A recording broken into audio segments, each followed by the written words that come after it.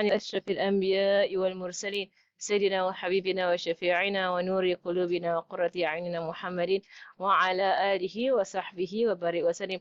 نوينا تعلم وتعليم وتذكر وتذكير والنفع والانتفاع والإفادة والاستفادة والحث على التمسك بكتاب الله وسنة رسوله صلى الله عليه وآله وصحبه وسلم ودعاء إلى الهدى ودلالة على الخير ابتغاء وجه الله ومرضاته وقربه وثوابه سبحانه وتعالى مع لطف وعافية برحمتك يا أرحم الراحمين.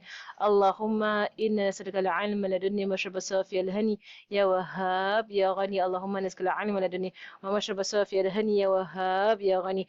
اللهم نسألك العلم لدني مشرب صافي الهني يا وهاب يا غني. وصلى الله على سيدنا محمد وعلى آله وصحبه وسلم والحمد لله رب العالمين. Ustaz kawan tu all dah masuk Hajj. Huh? Yeah, you restart from where you start. Because there was No questions. Oh, you want to ask question? Ask. Ustaz is a lot of knowledge. You need to just I know ketuk the knot that, and then it will flow, and then he will start talking, right? And then he will tell all kinds of things. Yeah, so you need to tap it, to tap into the knowledge source. Mashallah. he knows too much, so you Oh, mashallah. And then continue, right? Mashallah. Yeah, so you must ask the questions. So they all I mean he's what do you call it? An expert. They're all experts at their field. Okay, the integers of fasting for Ramadan are three. I mentioned about intention the last lesson, right? To refrain from intentionally doing things which break the fast for one who is conscious of his fast and is not ignorant, or unaware. And the fasting person himself, I'm on page 107. Right, are we there? Was there? That was where I left. I remember I left off there. Okay, so the fasting person himself, it's interesting that the fasting person is counted as an integral, right? Because the fasting cannot happen without the person, right? There has to be a person, right, who is fasting. Okay, right. So if someone does something that breaks the fast unintentionally, forgetfully, right, or ignorantly, right, then and the ignorance is a valid ignorance, so it's not something that is unexcused. Right, so what is ignorance that is excused? Right, ignorance that is excused is basically someone who has no access to scholars or anyone to teach them, and this is ignorance that is excused. For ignorance that is not excused, they actually have access to scholars and teachers, but they don't ask. They don't ask, right? They must ask, like, questions. So for example, doing something ignorantly, right? So if someone does not know that, for example, forced vomit nullifies the fast. It never occurred to them. They never learned it also, that forced vomit will nullify the fast whether or not you swallow anything. The moment you force vomit, your fast nullified. Even if you don't swallow anything back at all, nullified, because you force vomit. Right? So if someone is bulimic, for example, may Allah protect us from such diseases, right? But if someone is bulimic, and they habitually force vomit, right? So if this person force vomit in the day of Ramadan without realizing that forced vomiting is actually will nullify the fast, right? So if this person is jahil ma'zur, that means they have an excuse why they are jahil, right? So it could be that someone in America, far from any ulama, in a town, in the suburbs, no masjid at all, no Muslims found Islam online, then Islam read here, read there, right? And then so no access to scholars, and nowhere it came to them that forced vomiting was impermissible during fasting. So the jahil, so it's excused. Okay, but someone like, for example, in Singapore, right, whereby you have access to many classes, right, in fiqh, and you've been Muslim for quite some time, you have no excuse, right? Why are you ignorant? Right, there's no excuse. Okay, let's go through the kafara section.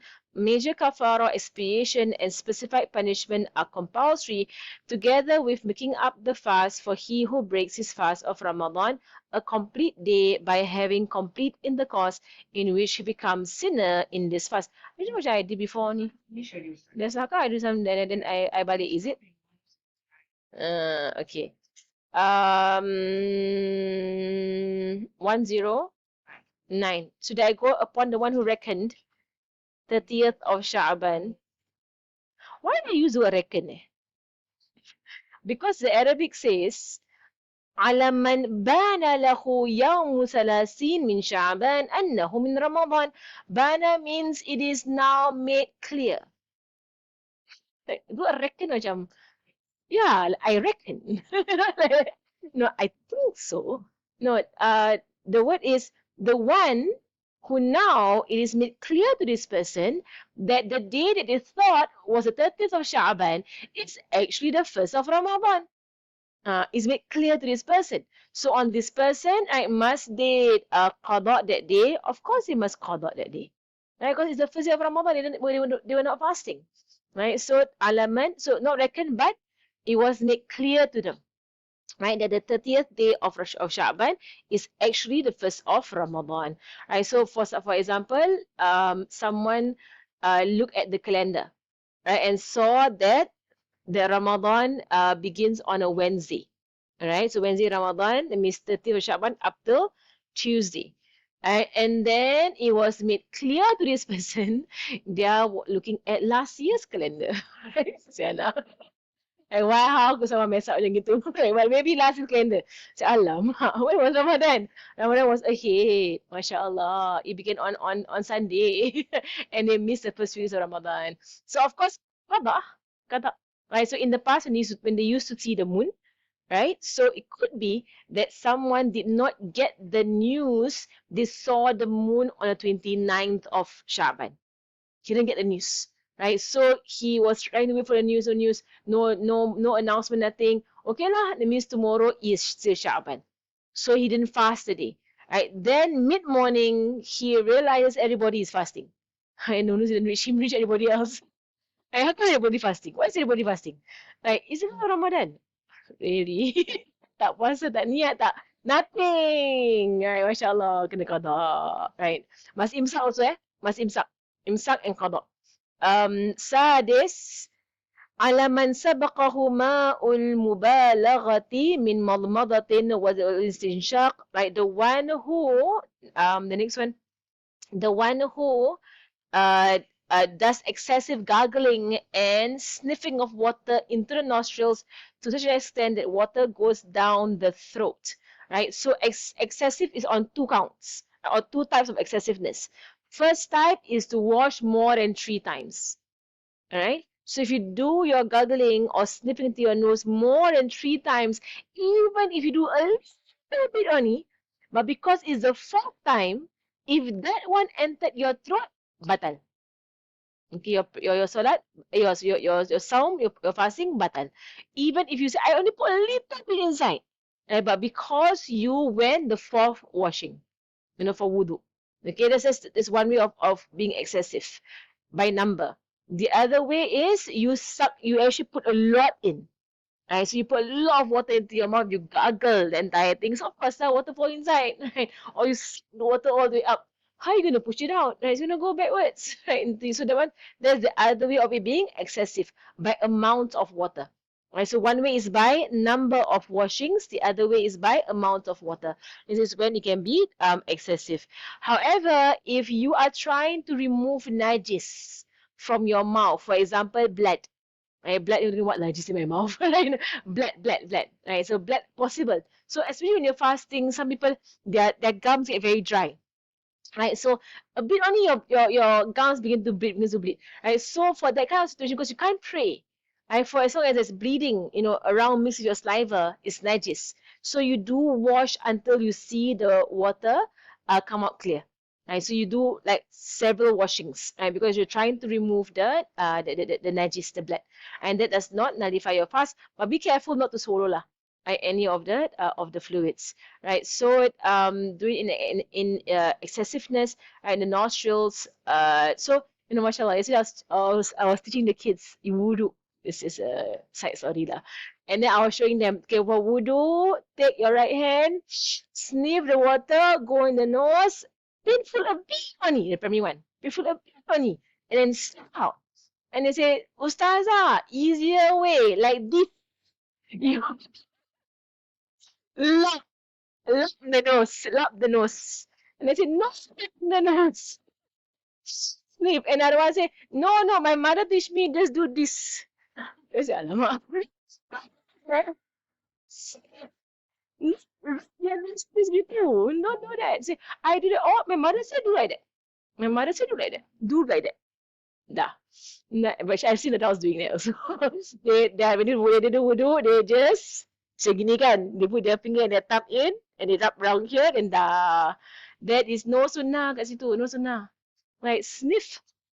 Okay, it has to go in. Right? For puasa, sniff a small amount. It just goes here. Right? It just slip out and then slip out. And then easy. It's very easy. Yesterday I had to convince them. Right? Not laugh and not, kuih hidung. Don't dig your nose. Like, but sniff and push out. That's the correct way of doing it. For non-fasting days, it's sunnah to mubalagha. It means do it in excess. Right? Do it for non-fasting days. So for mubalagha, that means excessive madmada, which is basically gargling, and excessive istinshaq, which is basically sniffing. For gargling, right, excessively, right, and there is sunnah to do on those who are not fasting, right, is to bring the water to the end of your throat and then spit out. So you put the water in, then you, then you, there is sunnah tau. Itu sunnah, orang level don't do it. It's sunnah to actually bring the water to the end of your throat and you literally gargle it and then you throw it out. Itu sunnah. Okay, and then nose is to sniff it all the way up to the brain. It's like, oh, water going in my brain. It doesn't go to your brain. Your brain, I'm sure it doesn't go to your brain. It just goes here. Right? And then you throw it out. Okay, so it has to hurt a little bit. Don't be scared of the pain. Right? It's a bit of pain. It's okay, inshallah. Right? So, but for fasting, no. Fasting, water's either here already, or fasting is just at the front of your mouth, at your front teeth area. So you don't even have to bring it, you don't even bring it into your tongue, but just here for fasting, and then throw it out. Okay? But most people, they are nervous fasting. Don't do mouth, don't do nose. And they don't, for people, it's Zohor and Asar. Because Subuh is, the wudu can be done before Subuh kan? And then Maghrib dah buka. Right? So it's the Zuhur and the Asar time. Right? Just be very careful lah. Fasting is nullified if apostasy, menstruation, postal bleeding, childbirth, insanity, even for a moment. Right? Why? Comes the question. Why? Why insanity, even for a moment, nullifies the fast? I explained to you all before then. Like why? Yeah, so insanity is because your limbs are still movable. You're still moving. So you're not someone who has passed out. As opposed to the next one, unconsciousness, or passing out. Right? So, but insanity, you are actually, you can move, right? But the stronger reason, right, is that the one who is insane cannot perform ibadah. Right? Because akal is needed for ibadah. Right? So for an ibadah to be valid, there has to be akal. Right? So the one who is insane has no akal. So therefore, there is no ibadah. Ibadah gone. So that's why even if the person is sitting down, right, and then he went insane, right, just for a moment, and it is not possible for this person to have eaten anything because there's no food in the room or whatsoever. But for a moment went insane, he has left the circle of those who can do ibadah. Right? It's called the mukallaf. He's not mukallaf anymore. So he is unable. I don't know. So basically, no, insanity for a moment. Literally, basically, insanity is a medical condition where you lose your mind. So for a moment, I don't know how it works lah. But then, but how is it possible? Can I guess? I don't know. I've never seen. No. It's being insane, right? So you're being insane for possessive. Maybe people do become insane for a moment. I don't know. I mean, let's go and do a bit of research. Like how do people be insane for a moment? Because the fuqaha, the ulama, right? They do their excessive research on this thing. Maybe there are people who do like insane means they literally have lost their mind. They have no control over themselves whatsoever. Their mind is lost. They've lost their mind and they have no memory of whatever is going on. So they're crazy lah. Possess something to go into trance, is it? To possession. Also possession. Trance is what Some, they'll say, something has gone into me and yeah, I've seen it. It's not possession. It's not possession. It's what is there's some like actually in movies, in Indian movies, they'll show they'll see a god, then the god they say, the god has come into me, and they will. No, not possession. I don't know. They call it a trance. It's not. Then what is it? Or they go into a hal, the state. They will become like one, like the person, and you are like. Well, maybe that one is a craziness lah. Maybe ada insanity Maybe that one lah. You've lost your mind lah. Yeah. Crazy. They will think and they come back to their normal. According to them, said, is it? Did I do that? I forgot. That means craziness lah. They went to an insanity. They will do this kind of, it's not possession No. It's not. No jinn ke apa. It is actually a possession. They feel that they saw God so they on trance. That one is It's craziness Yeah. Insane. Person can talk. The person can think. But then Cannot think.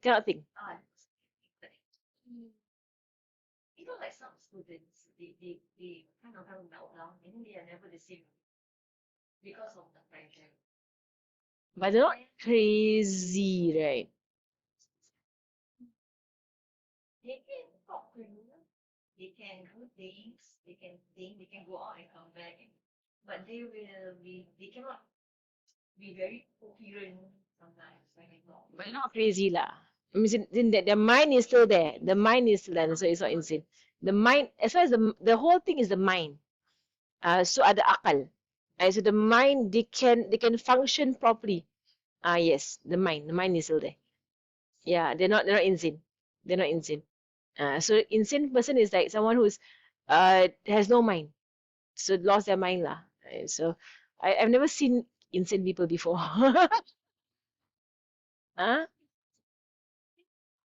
mental conditions in your severity. So for those mild ones, right, when they trigger, they will be like that for a moment. Suddenly. For a moment, and then they relapse. Possible lah when they lose their mind lah, and then they do very crazy things. Yeah. Then possible they go into an insanity and they come out of it. Possible lah. Interesting lah. That's why I ask Allah for protection. Like these kind of things like so scary to lose your mind for a while and come back into it. Like, subhanallah. Okay, unconsciousness and unlawful intoxicants, it will last for the entire day. Okay, why is it that unconsciousness, right, that lasts for the entire day, okay, nullifies your fast, right? So for example, and this is actually depending, the scholars differ on whether with regards to do you do it on purpose or not on purpose. And so there are scholars that say no difference. There are scholars that say yes, got difference, whether it's on purpose or not. So for example, for sahur, right, you took some pills, right, it's supposed to help you sleep, for example. Right, so you didn't intend for these pills to knock you out.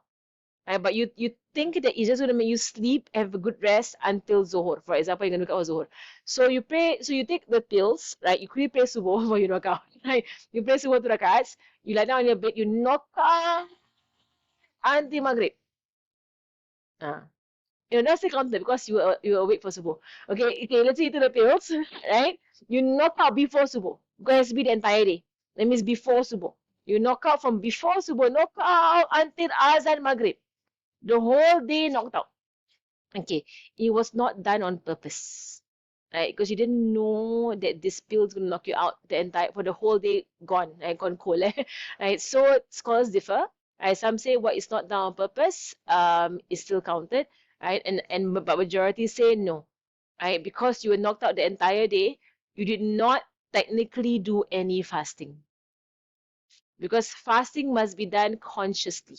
So there has to be a part of the day whereby you are consciously staying away from what nullifies the fast. So being unconscious, you're not actually staying away from anything. It is unconscious. And this is to actually also to prevent people from taking shortcuts. So some people might if this is counted as a day of fast, right? Some people might take those pills on purpose. So the scholars differ on purpose or not on purpose. So might take those pills on purpose before subuh at sahur time and knock themselves out the entire day until maghrib. And I fasted Ramadan, yeah, like macam cheating lah, cheating. Yeah. So got what the heck? Pill in the morning, knock out sampai maghrib. And then because unconscious, cut out all the prayers. After maghrib. Dosa. It's all dosa. So it's to prevent people from thinking or from being, trying to be smart and trying to go around the system and not feel the fast. They knock themselves out, right? Or an injection, right? So, but as long as you have part of the day whereby you were conscious and fasting, even if it's a moment, right? So that's why I took back my example. Because if someone was able to pray subuh, that means they had part of the day whereby they were fasting, right? That half an hour of subuh, right? That part they fasted. Then so even if they knock out until maghrib, right? They actually fasted for half an hour, it counts. It counts for them, right? So the entire day, right? So unlawful intoxicants, I don't know the Arabic. It says, وبإغماء وسكر تعدى به إن عما جميع النهار. Okay, change the translation, right? Walau وبإغماء, right? So unconsciousness or intoxicated, sukrin, right? To be intoxicated or unconscious, that is on purpose. It was done on in this book it speaks about it being done on purpose, right? So they take it what is not done on purpose is for you like the fast, right? In fact, what is done not on purpose is always taken to be as counted, but there are other books that says no, right? Because you didn't actually fast, right? So you have to make up that fast, right? So and if someone will say, but it's not on purpose, why? And then they will take a dalil from the solat. If you were to sleep through a solat, it's not on purpose. Must you make it up? Yes. So they will do a comparison. So if solat that you miss not on purpose and you step through it, right, or you knocked out, must you make up your solat? Yes. So therefore puasa, yes. Right, fasting also, yes. So that's how they compare. Okay, so some of the scholars differ lah. And some of them say, no, it was not on purpose, therefore it's still counted. Allahu Alam. Right, so ta'adda bihi in amma jami'an nahar. Right, so it is done on purpose. So in this book, it focuses on what is done on purpose. If it covers the entire day, like one whole day of unconsciousness or being intoxicated. Right, unconsciousness or being intoxicated. Right, so intoxicated is basically it's not an unconsciousness, right? But intoxicated. So, for example, someone who's sniffing glue. I don't know. Do they do that still? Is it my zaman? You know, in our zaman, it's all in the books, right? Glue sniffing. I think it's like olden day drug thing. Not sure we do it now anymore. Or they inject and they go on a high. Right? So it's drugs like it's drugs. Right? Intoxicants, by injection doesn't break the fast. Or like sniffing or so you go on a high. Right? So there is some form of loss of intellect. Right? That's why it nullifies the fast. Okay. Question. Okay, what breaks the fast? The breaking the fast of Ramadan are 4 types and the rulings. Okay, before that, the nullifiers of the fast. Did I go through all the nullifiers of the fast, or is it coming? Nullifiers of the fast. Okay, at the bottom there, they got nullifiers of the fast. The last section. Okay. Okay, now let's go back a bit. All right. Any questions so far? Mm. Technically, if someone fasts, but they do not pray, they still get the reward of fasting. It's just they feel abstain from not praying. Yeah. Count that. Every ibadah is by itself. Right? So one ibadah does not affect another ibadah unless it's a condition like tahara. Okay, right? So if someone to say to you, is my fasting counted or should I fast even though I don't pray? Right? The answer is yes, fast. Right? Fasting and not praying is still better than not fasting and not praying. Right? You're not doing both. I do one lah at least, lesser dosa, lesser sin. Right? But of course, then maybe your fasting will push you to prayer. Right? Maybe. Because I've heard people who actually prevent people from fasting because they're not praying. Right? But technically, if you think about it, and I went through this last week, I think 2 weeks ago, that fasting is actually easier than praying. It is. Because fasting is a matter of not doing. Right? Not eating. Right? There's no proactive thing you have to actually do. Right? You wake up, pray subuh. I mean, you don't have. I mean, if you take sahur, it's sunnah lah. But if you miss sahur, you can still fast. Right? You pray subuh, you go the entire day, don't eat. That's all.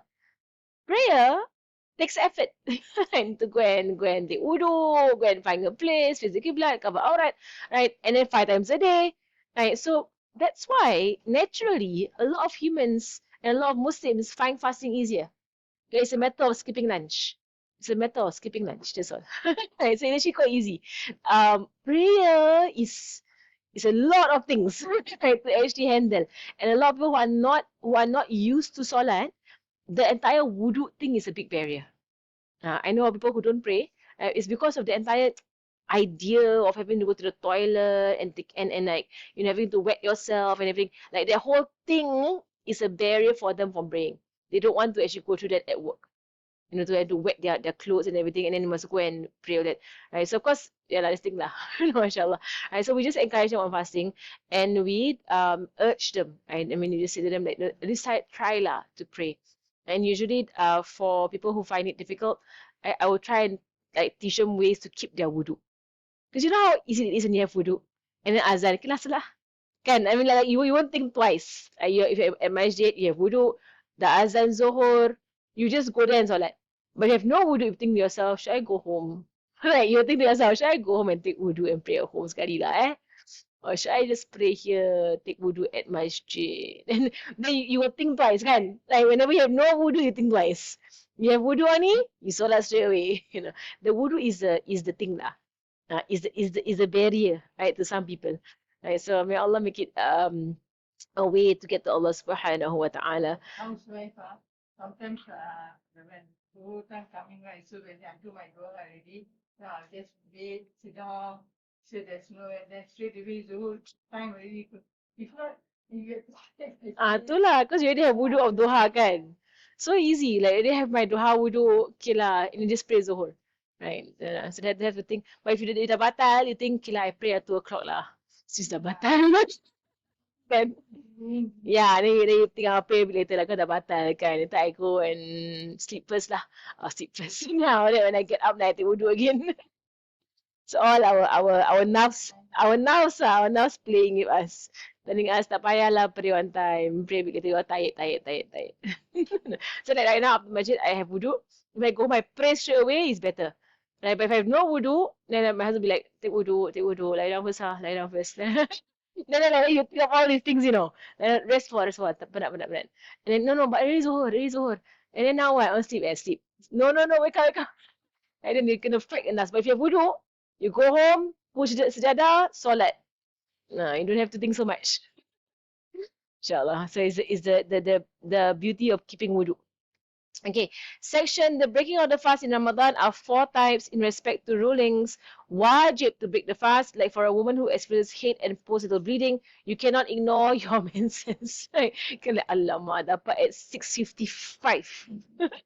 So frustrating. Like, but reda lah, have contentment, embrace being a woman, and call out that day.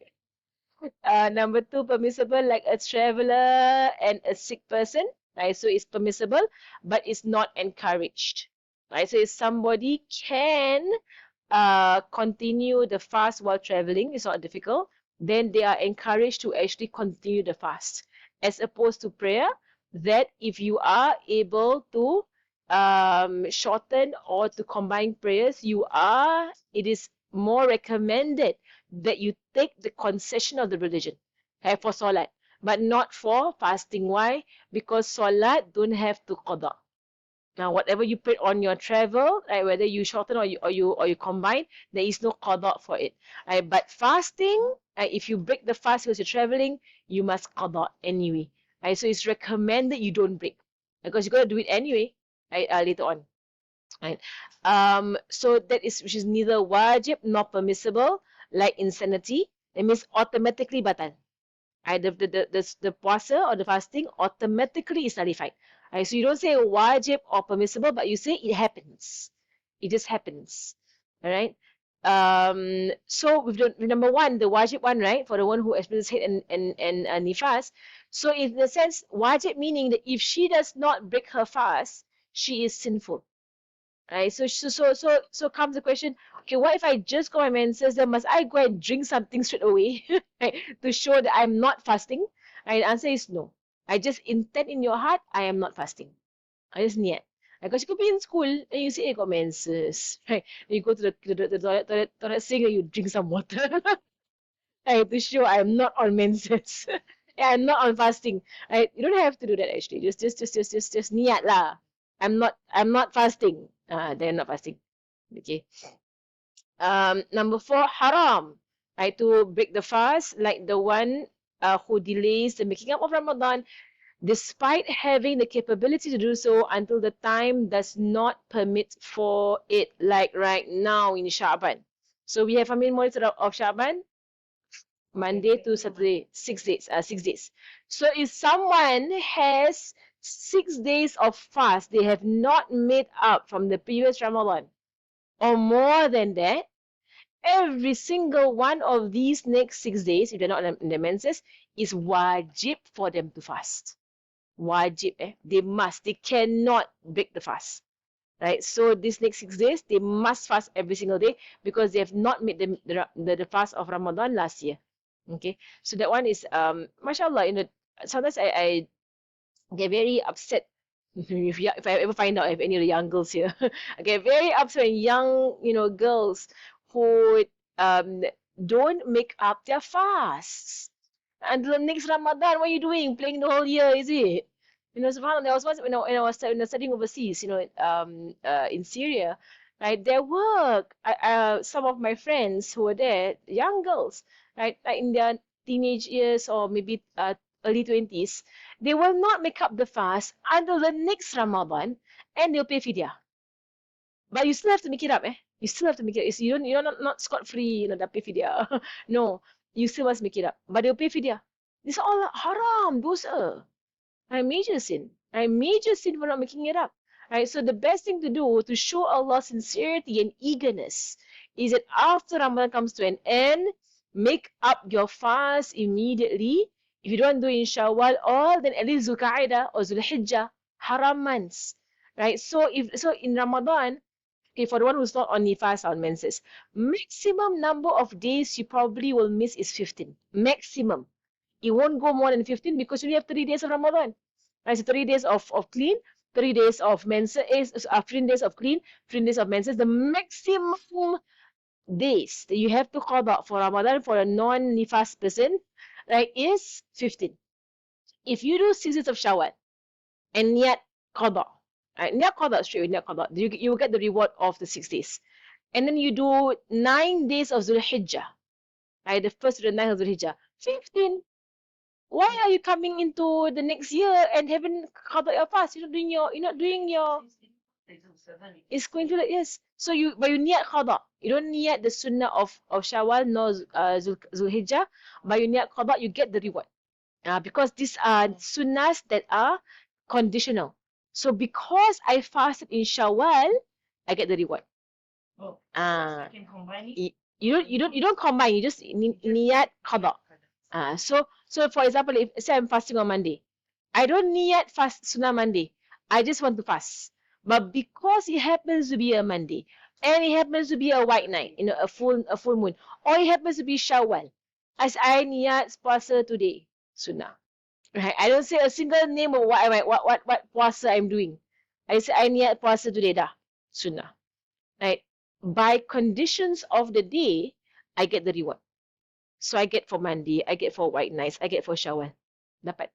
Because they're all conditional fasts. So I fulfill the condition. Same thing like salat tahiyatul masjid, salat wudu. If you have fulfilled the conditions, you get the pahala, the reward, whether or not you niyat. And so if I enter the masjid, I pray duha. Right? I have just entered the masjid. I did not sit down. Right? Conditions are being met. I just took wudu and I come and pray. I am praying duha, but I get the reward of wudu and tahiyatul masjid because I fulfilled the conditions. So you don't have to pray. No, all counted. Inside one, all shortcut. Right. So See the so I mean niat. no. If you go to solat or you make qada, you get everything that plus the qada. The sunnah, yes. Yeah. If the conditions lah, if they are being met. Okay. Okay, dah 1 o'clock already. Right. So it is haram, right, for a person to not fast if they have fast to make up, if they're able to do it.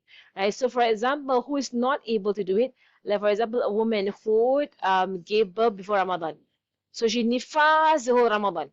So 30 days of no fasting. The entire time she was breastfeeding. So maybe during the entire year, it was so, maybe her entire breastfeeding was very difficult, or she became pregnant again and whatsoever. So the whole year, she could not even fast one day.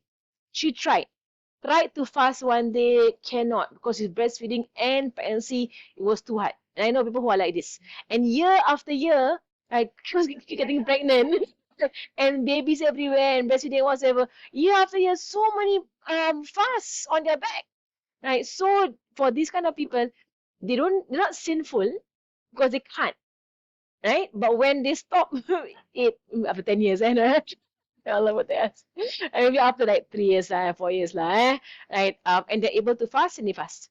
Right? But it must be fidya every year. Be fidya. Right? On it every year. Able to fast, they cannot not able to. That means like after the entire episode of pregnancy. Yeah, all those years. Must qada, kena qada. Right? All those fasts. Yeah. So mashallah. So that, but she has a reason why she delayed it. The fast that you miss, right? The only person who does not have to make up the fast is the one who is on an illness that is harmed by fasting, and there is no hope of this person actually getting better. Right? So someone's on a very serious case of diabetes, like on the end of diabetes. So cannot fast no matter what. And like it's not curable, maybe. There is no hope of cure for this person. So every day they miss the fast, they pray fidya. So when they miss one day, they pray fidya the next day. Right? Or a very old person who cannot fast at all. They're too old and frail. And they're not going to be younger again lah. They're already old. Kan? Right? So every day they cannot fast. Right? They're unable to fast. So they just pay fidya day by day. But besides them, everybody kena make up their fast. Everyone. Using the insulin for the diabetes. That one, do they? If they inject, then it's not doesn't nullify the fast. Inject. Kalau they inject